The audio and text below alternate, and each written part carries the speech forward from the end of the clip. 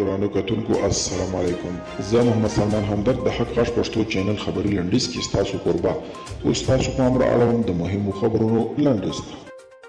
د استرالیا لومړی وزیر سکاټ موریسن پرون له غرمې مخکې له ولسمشر غني سره ټلیفوني خبرې کړي.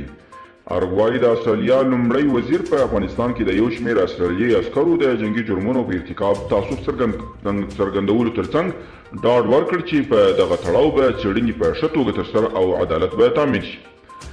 دغه راز وایي چې د استرالیا د بهرنیو چارو وزارت د افغانستان د بهرنیو چارو وزارت په یو استول شوي لیک کې د افغانستان حکومت څخه د خپلو عسکرو د دغه ناوړه چلند له امله بښنه هم غوښتې ده.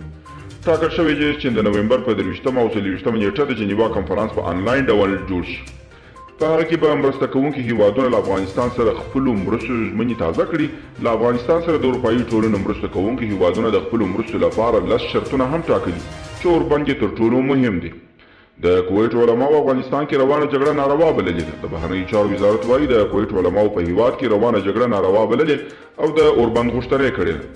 د قطر امیر د کابل حکومت له مشر اشرف غني سره ټلیفوني خبرې کړي او د سیمه ییز تحولاتو دوه اړخیزه اړیکو د پراختیا او په دوحه کې د روانو خبرو د پرمختګ په اړه ورسره غږېدلي. او د ملګرو ملتونو اتمي اداره وایي ایران د یورانیم غني کول چټک کړي دي.